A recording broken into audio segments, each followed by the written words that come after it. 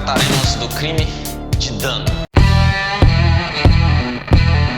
Meu nome é professor Rony Miller, professor de Direito Penal, parte especial. A AWL Concursos tem a satisfação de recebê-los mais uma vez e espero que todos compreendam o tema e que a gente possa falar e discutir um pouco mais daquelas questões, daqueles elementos que mais estão sendo cobrados em concursos, ok? Esse é o nosso foco e força que vamos vencer.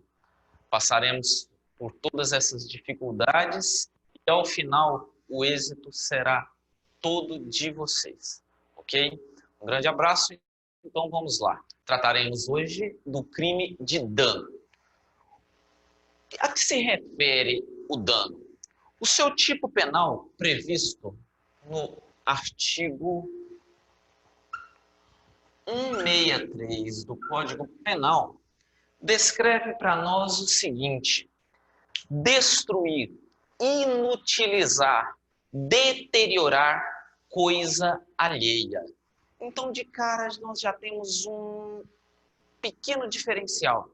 Nós observamos que temos três verbos, três núcleos do tipo destruir, inutilizar, deteriorar. Ou seja, o crime previsto no artigo 163 do Código Penal, que trata do dano, é um tipo misto. O que significa isso, Miller? Um tipo misto é aquele que possui mais de um núcleo do tipo, mais de um verbo. E nesse caso nós temos um tipo misto alternativo. Por que um tipo misto alternativo? O que significa isso? Alternativo significa dizer que se praticarmos um só dos verbos, se praticarmos um só dos núcleos do tipo, ou todos os núcleos do tipo, numa única conduta, numa única ação, responderemos uma única vez pelo crime previsto no artigo 163. Então, se ao mesmo tempo, numa ação, eu deteriorar, destruir e inutilizar uma coisa alheia, nesse caso responderei uma única vez pelo tipo penal. Por isso que ele é descrito como um tipo misto. Mas, bom, vamos lá. Já que a gente já entendeu o que é o conceito, o que é o dano, eu pratico o dano quando eu destruo, quando eu inutilizo ou quando eu deterioro uma coisa alheia. Quais são os objetos desse crime, Miller? Os objetos desse crime. Quando eu falo de objetos do crime, eu quero falar do objeto jurídico e eu também quero falar do objeto material. Lembrando que o objeto jurídico é o bem jurídico tutelado, é o valor que a norma visa proteger. Esse crime nasceu para proteger o quê? E aqui, pessoal, é claro que o seu objeto jurídico, ainda estamos tratando dos crimes contra o patrimônio. Se eu ainda estou tratando dos crimes contra o patrimônio, o seu objeto jurídico aqui só pode ser o quê? O patrimônio. O objeto jurídico aqui é o patrimônio.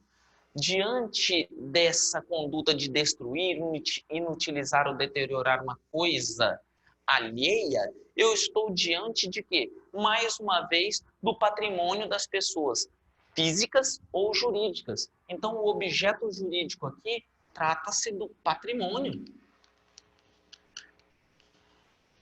Qualquer patrimônio, Miller, porque aqui fala simplesmente em coisa alheia. Sim, qualquer patrimônio, seja ele um bem imóvel, seja ele um bem imóvel, trata-se daquele conjunto de bens que integram o valor econômico que eu detenho. Então, esse é o meu patrimônio. Então, esse é o objeto jurídico, o patrimônio. E o objeto material?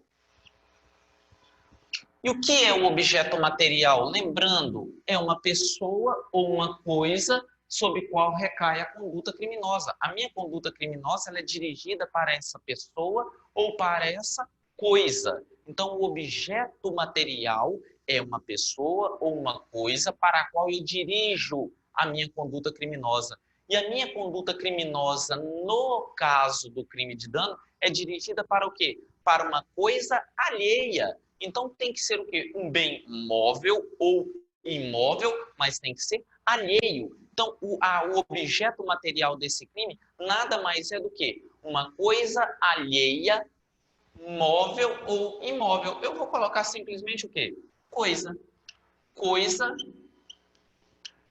alheia. Ah, ótimo. Então, peraí, Miller. Significa dizer que o ser humano não pode ser objeto material do crime de dano? Não. O ser humano não pode ser objeto material do crime de dano.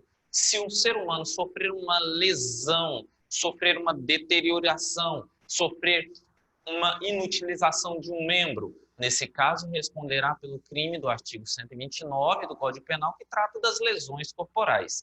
Então, o ser humano não pode ser objeto do crime de dano. Ah, ótimo, mas então vamos lá.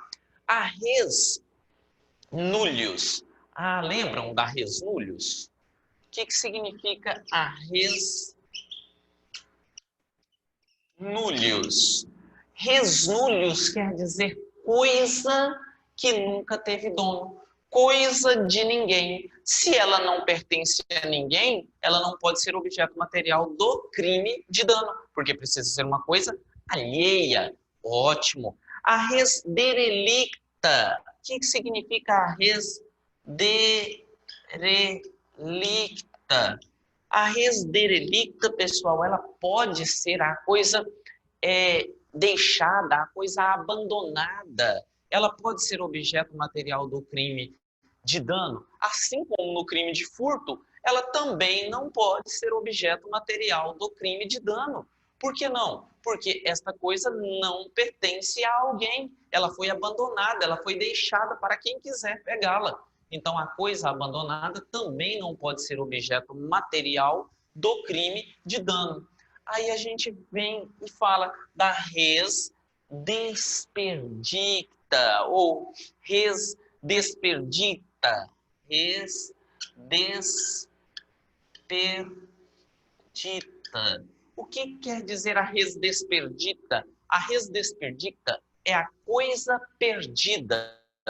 A coisa perdida, essa pode ser objeto material do crime de dano. Se eu perdi um objeto, alguém encontra esse objeto que eu perdi e o deteriora e o inutiliza, sim, nesse caso, esse objeto material pode sim ser próprio para o crime de dano. Tranquilos, pessoal? Isso aqui nós vimos com maior clareza lá quando tratamos do crime de furto, que eram os objetos materiais do crime de furto.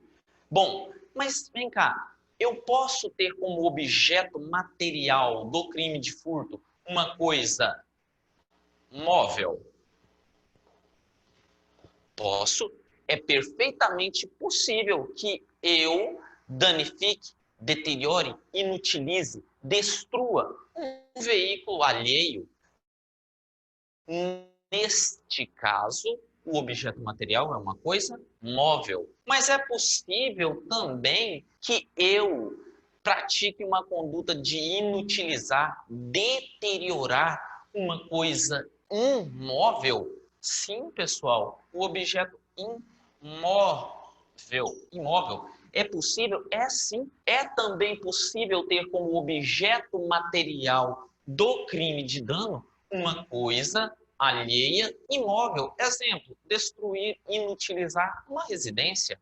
É perfeitamente possível. Tranquilos? Bom, uma questão que se discute muito a respeito do crime de dano é a respeito dos bens fungíveis e infungíveis. Se tem alguma interferência em ser ou não ser objeto material do crime de dano. Pessoal, não faz referência aqui. O que é uma coisa fungível? É aquela que pode ser substituída na mesma proporção, no mesmo valor, na mesma quantidade, pela que foi danificada, sem problema algum, tá? Não há essa referência. Nós vamos ver, quando tratarmos das questões do crime de apropriação indébita, por exemplo, existe uma divergência doutrinária que trata a respeito disso, mas nós também iremos discuti-la.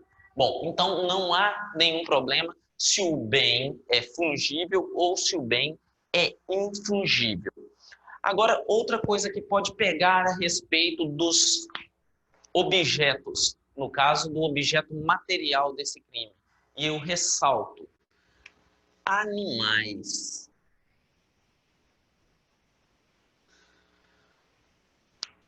Se eu destruir, inutilizar, deteriorar um animal, responderei pelo crime de dano? Qual é a consequência jurídica de eu matar uma vaca lá no pasto de uma pessoa com o simples intuito de prejudicá-la economicamente? Pessoal, chamo a atenção de vocês para a questão da prova. Prestem atenção. Nós sabemos que houve uma alteração no crime de furto. E no crime de furto, quando eu vou lá no pasto com a intenção de subtrair uma coisa alheia móvel, ou seja, no intuito de subtrair um animal que está lá, uma vaca, por exemplo, mas eu mato essa vaca lá no pasto, esquartejo ela lá no pasto e trago para mim, ou simplesmente sou pego lá no ato, sem mesmo ter trazido esse animal já esquartejado para que eu possa ficar com ele, o crime de furto já se perfez. Já aconteceu o crime de furto. Não vai ser caracterizado o crime de dano. Não é crime de dano. Então, se eu subtrair, se eu fui lá no pasto e matei a vaca para que eu possa ficar com ela, o crime é de furto. Agora eu chamo a atenção de vocês. Um indivíduo da fazenda ao lado, por inveja, por egoísmo, por qualquer outro subterfúgio, com o mero intuito de causar um prejuízo econômico ao seu vizinho, mata uma vaca do pasto do vizinho. Neste caso, o crime, pessoal, prestem atenção. Nesse caso, nós temos o crime previsto lá na Lei 9.605, que trata da Lei dos Crimes Ambientais. A Lei dos Crimes Ambientais, lá no seu artigo 32, Lei 9.605. Lei 9.605. A Lei 9.605 de 98, ela diz o seguinte no seu artigo 32: praticar ato de abuso, maus tratos, ferir ou mutilar animais silvestres, domésticos ou domesticados, nativos ou exóticos. Pena, detenção de 3 meses a 1 ano e multa. Parágrafo 1º. Incorre nas mesmas penas quem realiza experiência dolosa ou cruel em animal vivo, ainda que para fins didáticos ou científicos, quando existirem recursos alternativos. E o parágrafo 2º encerra: a pena é aumentada de 1/6 a 1/3 se ocorre morte do animal. Então, chamo a atenção de vocês. Se eu vou lá no pasto do meu vizinho, dou um tiro na vaca dele, com o mero intuito de lhe causar um prejuízo econômico, nesse caso, eu respondo pelo crime de dano. Eu respondo pelo crime de dano. Prestem atenção, eu tive o intuito de causar um prejuízo econômico. O mero intuito foi esse. Agora, se eu causo a um animal alheio, maus tratos, abuso, mutilo esse animal, mesmo que do meu vizinho, eu responderei pelo crime ambiental, previsto no artigo 32 da Lei 9.605. Prestem atenção uma coisa. Para ser dano, o crime tem que atingir o patrimônio. Então, eu tenho que ter um prejuízo patrimonial. Se o meu dolo foi com o intuito de causar um prejuízo patrimonial ao indivíduo, mesmo que em um animal eu tenha praticado essa conduta, nesse caso, pessoal, sem sombra de dúvidas, eu vou responder pelo crime de dano. Mas lembrem, reforço a ideia, se eu vou lá no pasto, mutilo uma vaca para me levar para um açougue, para eu ficar com essa carne para mim, e sou pego sem levar essa vaca, sem levar os quartos que eu cortei ali mesmo no pasto, mas eu escutei alguém chegando e eu tive que correr, mesmo nesse caso já vai ter se consumado o crime de furto. Tranquilos, pessoal? Bom, segue aqui nosso raciocínio. Bom, o que se entende pelos 3 núcleos do tipo previstos no artigo 163 do Código Penal? Cada um desses núcleos se refere a uma conduta. Nós vimos aí destruir, inutilizar, deteriorar coisa alheia. Miller, o que significa cada um desses núcleos? E lembrando, pessoal, núcleos nada mais é do que os verbos, os núcleos. O que quer dizer cada um deles? O primeiro núcleo do tipo aí, como vocês viram, trata do destruir. O que eu quero dizer com destruir? O que vai caracterizar a conduta do destruir? Pessoal, é mais uma conduta física. Eu vou eliminar fisicamente aquela coisa alheia. Ela não vai servir para absolutamente mais nada. Eu vou destruí-la, eu vou pôr fogo num carro, por exemplo. É um exemplo da conduta de destruir. É quando eu faço isso, pessoal, de forma que vai provocar a extinção total desse objeto, uma extinção física desse objeto. Essa é a característica de destruir. O segundo núcleo do tipo, inutilizar. O que caracteriza o inutilizar? Pessoal, a conduta de inutilizar nada mais é do que você não permitir que aquele objeto sirva para a finalidade a qual ele foi destinado. Exemplo, um relógio, eu tiro a bateria, ele está inutilizado. Ou uma geladeira, eu tiro o motor dessa geladeira, eu quebro o motor dessa geladeira, tiro o gás dessa geladeira.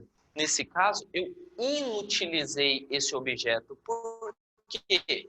Porque tornei a coisa inservível, imprestável para aquilo a que ela foi destinada a realizar. E o terceiro núcleo do tipo, deteriorar. O que eu entendo por deteriorar? Deteriorar. Pessoal, a conduta de deteriorar, ela está intimamente ligada à questão de que você vai estragar a coisa.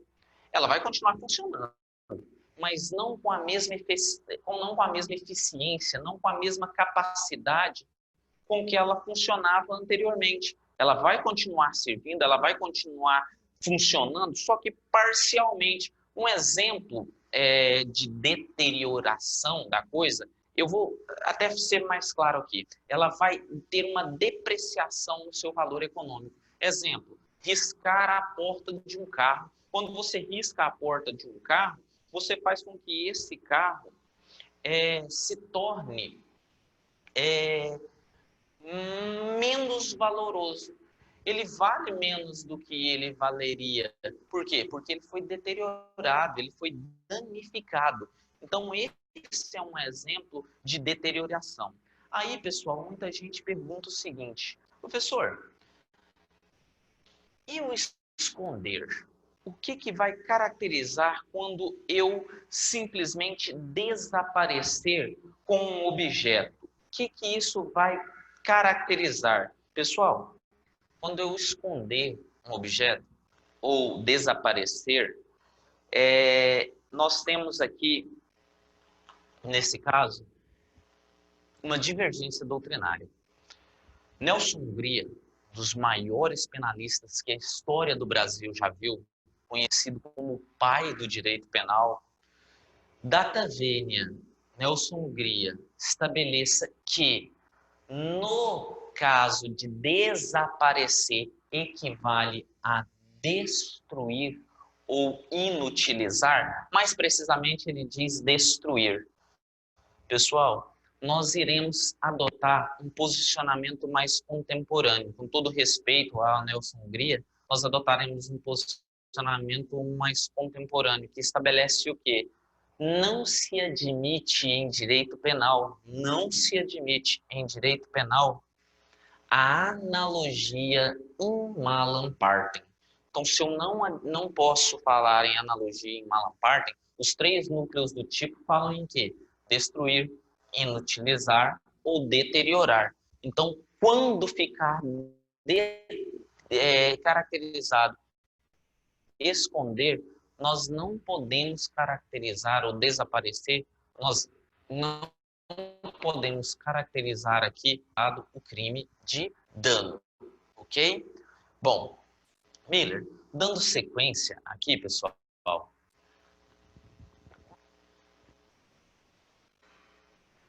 olha o que nós temos aqui. E a pichação, Miller? O que vai ficar caracterizado quando for praticada a pichação?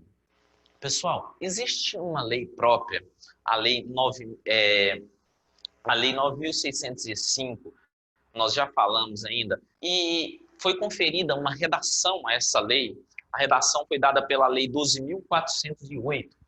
Olha aqui, eu vou abrir um parêntese aqui para falar da pichação. E o que estabelece a ideia quando se falar da pichação?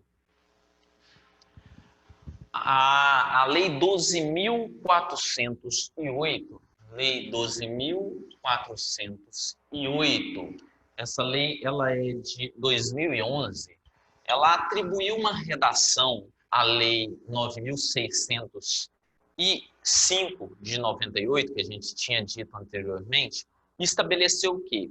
Pichar ou por outro meio conspurcar edificação ou monumento urbano. Então entendam aqui, pessoal, vai ficar caracterizado, vai ficar caracterizado mesmo, efetivamente, o crime de pichação, se eu pichar danificando, não importa como, prédios urbanos ou monumentos urbanos, edificações ou monumentos urbanos. Aí, pessoal, a gente pega e vem aqui. Peraí, e se eu for lá e pichar um muro de uma residência? E se eu for lá e pichar o carro de uma pessoa? Vai ficar caracterizado o crime previsto no artigo 65 da Lei dos Crimes Ambientais? Ou vai ficar caracterizado o crime de dano do artigo 163 do Código Penal? Pessoal, no caso aqui, se eu pichar um veículo automotor, sem sombra de dúvidas, não é nem edificação, nem monumento urbano. Então, nesse caso, eu respondo por quê? Eu respondo pelo crime de dano. Mas sempre, e aí isso aqui é um processo de exclusão, sempre que a pichação for de uma edificação, ou seja, uma casa, uma residência, um muro de uma residência, uma estátua de uma praça pública, um banco de praça pública, quando isso ficar caracterizado e eu pichar monumentos, vai ficar definido o crime previsto no artigo 65 da Lei dos Crimes Ambientais. Tranquilos? Então atentem para a pichação, porque se a pichação for de um veículo, nesse caso eu respondo pelo crime de dano e não pelo crime de pichação previsto na Lei dos Crimes Ambientais. Bom, dando sequência, pessoal, vamos falar um pouquinho dos sujeitos desse crime. Quais são os sujeitos de um crime? Quando a gente fala em sujeitos de um crime, nós temos sim os sujeitos ativo e passivo, sendo o sujeito ativo aquele que pratica a conduta criminosa e o sujeito ativo, passivo, o titular do bem jurídico tutelado. Essa é a melhor definição para falarmos dos sujeitos. Estamos mais uma vez diante de um crime bicomum. O que significa, o que caracteriza chamar um crime de bicomum? Ele é comum tanto quanto ao sujeito ativo quanto ao sujeito passivo. Ele é comum tanto quanto a quem pratica o crime, ou seja, qualquer pessoa pode praticar esse crime. Não há especificação pelo tipo penal, que tem que ser funcionário público, que tem que ser homem, que tem que ser mulher. Então, qualquer pessoa pratica o crime definido no artigo 163 do Código Penal. E qualquer pessoa também sofre a conduta criminosa. Ou seja, o que é fundamental? É que eu deteriore, inutilize ou destrua uma coisa alheia, uma coisa que não é minha, porque a coisa, se ela for minha, o fato tornará-se atípico. Então, o sujeito aqui, os sujeitos desse crime são quaisquer pessoas, tanto o sujeito ativo, qualquer pessoa, por isso que é um crime comum, e o sujeito passivo também, qualquer pessoa que detenha um objeto seu, um objeto que é dela, que venha a ser destruído por outra pessoa, é o sujeito passivo daquela conduta. Tranquilos? Bom, qual o elemento subjetivo do tipo? Em outras aulas e outros crimes nós já discutimos. O elemento subjetivo do tipo é o dolo. Nós sabemos que em alguns crimes existe o dolo específico, quando existe uma finalidade, um porquê, o tal fim especial de agir para praticar aquele crime. Já existem outros crimes que o dolo é genérico, ou seja, não existe uma finalidade, não existe um porquê. Importante destacar que o dolo específico, ele sempre vai vir inserido dentro do tipo penal. Ele vem no interior do tipo, descrito ali, como um crime de furto. Subtrair para si ou para outrem coisa alheia móvel. Então eu subtraio coisa alheia móvel com uma finalidade. Qual a finalidade? Para mim, para si ou para outrem. Já outros crimes como o homicídio, o dolo é genérico. Por que o dolo é genérico? Não existe uma finalidade, não existe um porquê descrito no tipo penal. Matar alguém. Não fala para que eu vou matar alguém, simplesmente fala matar alguém. Por isso que o dolo ali é um dolo genérico. Quando se trata do crime de dano, fala destruir, inutilizar, deteriorar, destruir coisa alheia. Ótimo. Não fala para quê, não fala por quê. Então, o dolo, ou seja, o elemento subjetivo aqui é o dolo. E esse dolo é um dolo genérico. É um dolo genérico. Não existe uma finalidade, não existe um porquê ao praticar esse crime. Bom, aí vem outra questão. Rony, é possível falar em dano culposo? Pessoal, é impossível tratarmos de dano culposo. Por que eu não posso falar de dano culposo? A resposta é prática. Pelo simples fato de que não se fala, não temos a previsão legal. Se não existe previsão legal no tipo penal, não podemos dizer que existe dano culposo. Então, um exemplo, se eu estou dirigindo o meu veículo, não vejo um buraco, vou desviar desse buraco, eu caio nesse buraco e perco o controle do carro e quebro a lata de lixo na calçada de uma pessoa, eu causei um dano, sem sombra de dúvidas eu causei um dano ali. Mas o meu dano ali foi culposo. O meu dano ali foi culposo, ok? Essa é a ideia. Não podemos atribuir o dano culposo por falta de previsão legal. Não existe no tipo penal a previsão legal do crime de dano culposo. Bom, e quando é que esse crime se consuma? Quando é que eu posso falar da consumação do crime de dano? Pessoal, o crime de dano, ele se consuma quando efetivamente houver a destruição, a inutilização ou a deterioração da coisa alheia móvel. Somente nesses casos, somente quando destruir, inutilizar ou deteriorar coisa alheia. Somente nesse caso. Então, por essa razão, o crime de dano, ele é um crime material. É sim, crime material. Rony, por que ele é um crime material? Porque ele precisa produzir o resultado para que o crime se consuma. Se o resultado não for produzido, se não houver a deterioração, se não houver a destruição, se não houver a inutilização da coisa alheia, esse crime não vai se consumar. Não vai se consumar. Ok, pessoal? Então ele se consuma dessa forma. Uma outra coisa interessante a respeito do crime de dano é que ele é um crime não transeunte. O que quer dizer isso? Quando eu falo um crime não transeunte, eu estou dizendo o quê? Eu estou dizendo que esse crime deixa vestígios, deixa marcas, deixa rastros. E aí, pessoal, vem uma informação cabeceira, show de bola. Olha só o que nós temos aqui.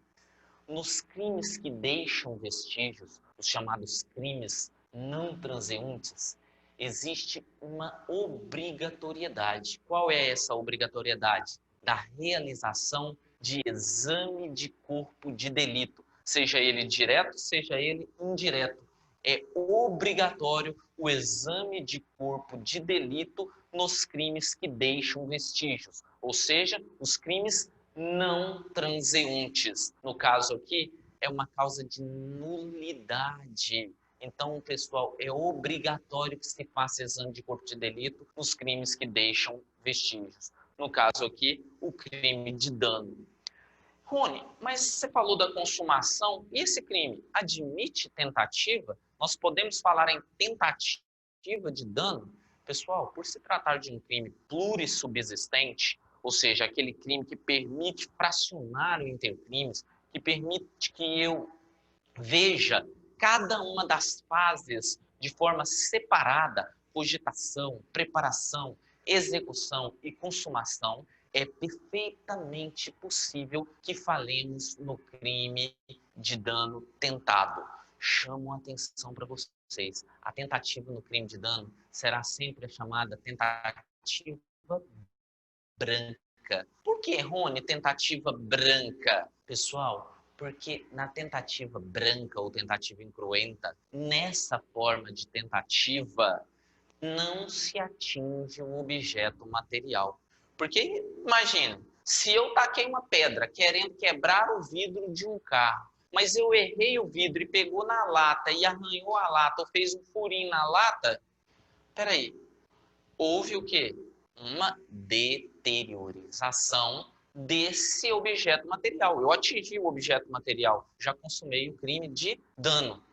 Então, para a caracterização da tentativa no crime de dano, não posso atingir o objeto material. Por quê? Porque se eu atingir o objeto material, eu vou acabar praticando algum dos 3 núcleos do tipo já definidos pelo crime de dano. Tranquilos? Então, o crime de dano admite tentativa, tentativa branca, aquela que eu não atinjo o objeto material, porque quando eu atingo o objeto material, só recapitulando, indo lá no penal 1, pessoal, é a tentativa chamada tentativa vermelha, tá bom? Então, nesse caso, no caso do dano, é possível sim falar em tentativa. Bom, ainda tratando do crime de dano, qual seria a ação penal para o crime de dano?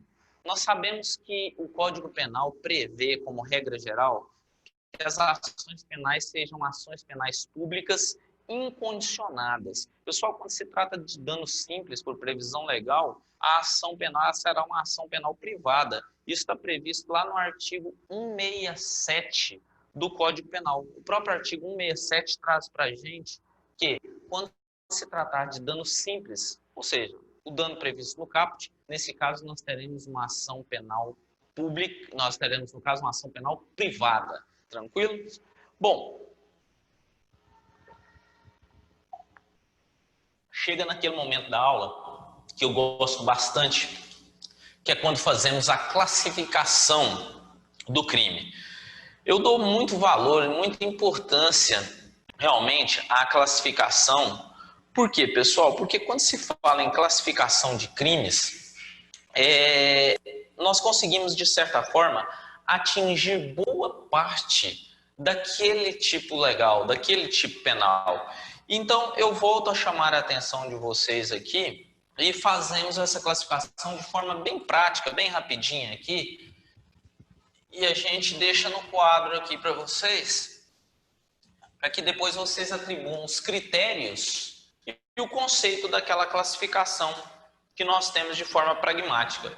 Nós já vimos que o crime de dano é um crime comum. Rony, por que é um crime comum? Porque quanto ao sujeito, qualquer pessoa pode praticar o crime de dano. O tipo penal não exige qualidade especial do agente. Vimos também que quanto ao resultado, trata-se de crime material. Crime material. Por que é um crime material? Porque nós falamos agora há pouco. Porque o resultado precisa acontecer. O resultado é imprescindível para a caracterização desse tipo penal. Depois, vimos que trata-se de um crime doloso. Quanto ao elemento subjetivo, crime doloso. Por que, Miller? Porque o tipo penal não admite em hipótese alguma a modalidade culposa. Por quê? Por falta de previsão legal. Lembrando que esse dolo aqui é um dolo genérico. Não existe uma finalidade, um fim especial de agir. O crime de dano também é um crime de forma livre. Forma livre. Por que trata-se de um crime de forma livre? É um crime de forma livre porque ele pode ser praticado, pode ser executado de qualquer maneira. O tipo penal não especifica como que eu vou destruir, como que eu vou inutilizar, como que eu vou deteriorar uma coisa. Então, por isso que trata-se de um crime de forma livre. Vimos também que é um crime o quê? Um crime não transeunte. Olha só, ainda fiz de letrinha diferente. Por que é um crime não transeunte? Porque é um crime que deixa vestígios, deixa marcas. E como consequência disso, pessoal, obrigatoriedade do exame de corpo de delito. Bom, é um crime plurissubjetivo. É um crime que admite tentativa. Um crime plurissubsistente. Crime plurissubsistente. Por que é um crime plurissubsistente? Porque é um crime que admite tentativa. É perfeitamente possível que eu possa fracionar o intercrimes. E se eu fraciono o intercrimes, eu posso interromper a execução antes que a consumação aconteça. É um crime mono ou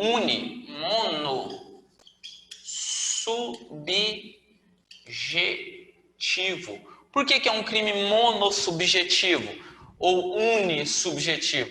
Porque pode ser praticado por uma só pessoa. Crimes praticados por uma só pessoa são chamados de crimes mono ou unissubjetivos. Trata-se também de um crime instantâneo. O que quer dizer um crime instantâneo? É aquele que acontece de uma vez, de um único ato. Esse é um crime instantâneo. Lembrando que quando se tratar de coisas infungíveis, tratará-se de um crime instantâneo de efeitos permanentes. Por quê? Porque a conduta realizada vai se caracterizar num dado momento, num único instante, porém o seu resultado será permanente, prolongará-se no tempo. Quando se tratar de coisas fungíveis, coisas que podem ser substituídas, nesse caso, restituída a coisa ou reparado o dano, volta-se ao status quo e é perfeitamente possível a devolução. Lembrando de uma coisa importantíssima aqui. A restituição, a reparação do dano não isenta o indivíduo do crime, mas trata-se de uma causa especial de diminuição de pena, o arrependimento posterior. Tudo bem? Bom, diante disso, pessoal, fizemos a maioria das classificações a respeito do crime de dano. E para nós encerrarmos a fala a respeito do crime de dano, nós vamos falar aqui das formas qualificadas. Por que formas qualificadas, Miller? Porque nós temos aqui, pessoal, a atribuição no parágrafo único do crime do artigo 163, nós temos aqui o legislador definindo uma nova pena mínima, definindo uma nova pena máxima. Todas as vezes que o legislador atribuir uma nova pena mínima, atribuir uma nova pena máxima ao previsto no caput, nós estamos diante das qualificadoras. E as majorantes ou causas especiais de aumento de pena? O aumento de pena sempre será em forma de fração, em forma de porcentagem. Tudo bem? Então vamos lá. De acordo com o parágrafo único, se o crime é cometido, no primeiro caso, com violência à pessoa ou grave ameaça. Pessoal, lembrem aqui o detalhe a respeito do inciso 1 do parágrafo único do artigo 163.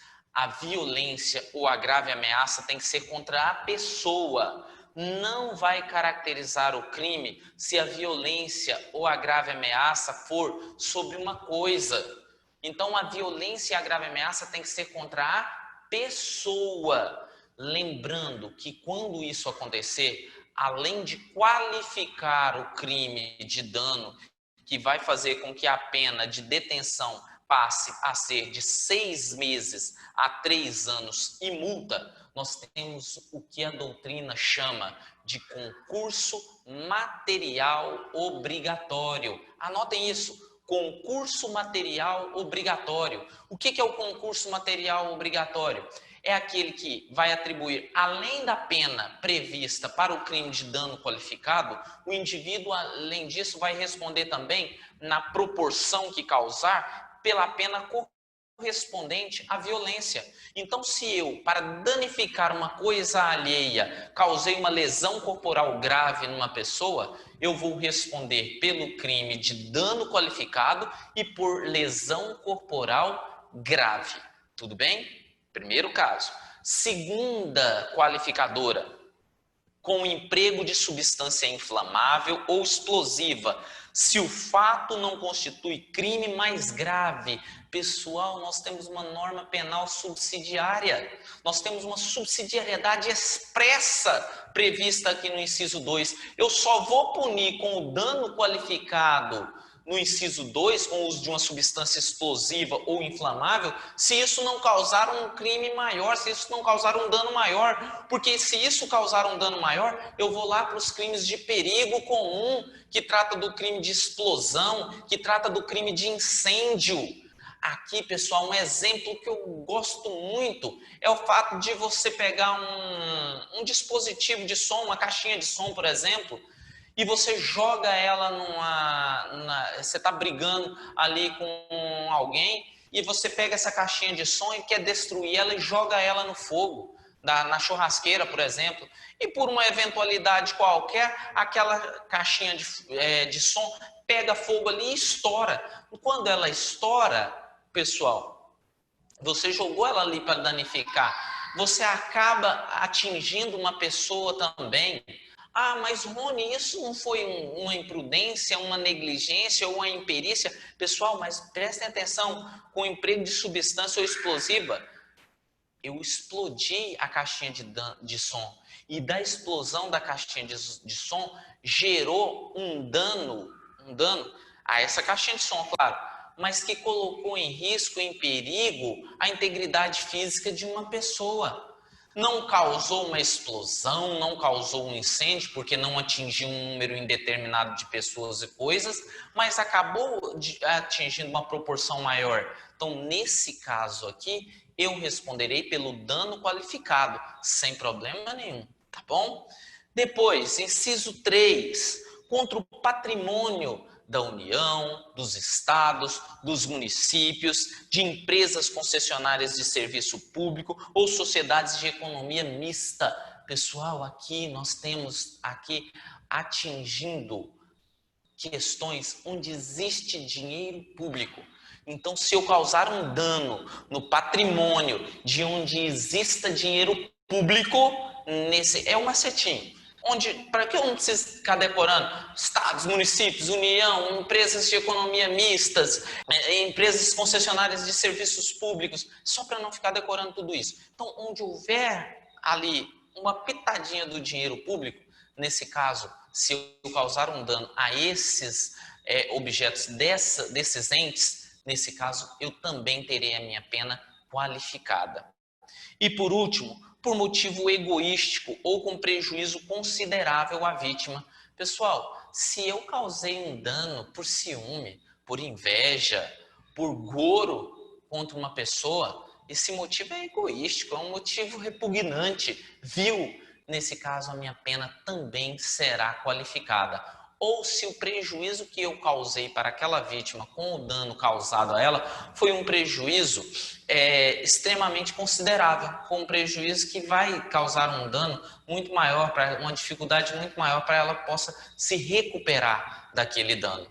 Aí, pessoal, ao final remata a pena detenção de 3 meses de 6 meses a 3 anos e multa, além da pena correspondente à violência. Então, por isso que eu chamei a atenção de vocês, que aqui estamos diante de um concurso material obrigatório. Além de responder pela pena do crime de dano, eu também respondo pela pena correspondente à violência que eu utilizei para praticar qualquer um desses crimes. Tranquilos, pessoal? Bom, com isso, nós exaurimos tudo sobre o crime de dano.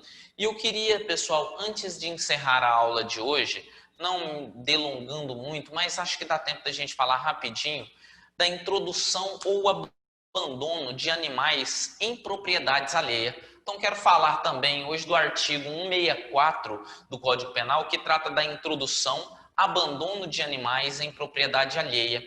O tipo penal descrito nesse artigo, ele diz: introduzir ou deixar animais em propriedade alheia sem consentimento de quem de direito, desde que o fato resulte prejuízo. Pessoal, nós temos aqui um elemento normativo do tipo, ou seja, se eu deixar um animal, deixar é porque o animal foi por conta própria e eu presenciei, eu vi isso e dolosamente deixei ele lá, me aproveitei da situação. Ou introduzir, foi eu mesmo que levei esse animal e coloquei ele lá na terra alheia, na propriedade alheia.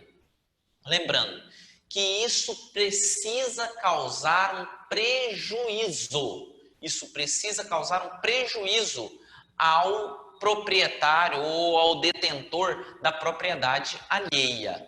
Outra questão interessante aqui desse dispositivo, pessoal, se eu coloquei um animal na propriedade alheia com o intuito de que esse animal que está no cio fique prenha do animal da propriedade alheia, por exemplo, eu tenho uma égua e essa égua está prenha. E na propriedade alheia tem um garanhão. E eu coloco essa égua lá para que ela possa emprenhar desse garanhão. Eu vou responder pelo furto de energia. Que energia é essa? Furto de energia genética. Ok, pessoal? Respondo pelo furto de energia genética. Então, pessoal, essa é uma conduta que nos interiores ainda corriqueiramente acontece, do fato de você locupletar-se, ou seja, você vai se enriquecer ilicitamente em prejuízo de uma outra pessoa, quando você coloca ou deixa esse animal na propriedade alheia, causando a esse indivíduo um prejuízo econômico, tá? Por isso que é crime contra o patrimônio, conhecido popularmente como pastoreio abusivo. É o tipo penal previsto no artigo 164 do Código Penal. Ele tem como objeto jurídico o patrimônio, sem problema, ainda estamos tratando dos crimes contra o patrimônio. E objeto material aqui, pessoal, é a propriedade alheia. A propriedade alheia é o objeto material desse crime. Eu agradeço a presença de todos. Foi bom estar com vocês. Nós nos encontramos na próxima aula. Trataremos de um outro crime que também será de fundamental importância para as nossas provas. Um grande abraço, fiquem com Deus, até a próxima.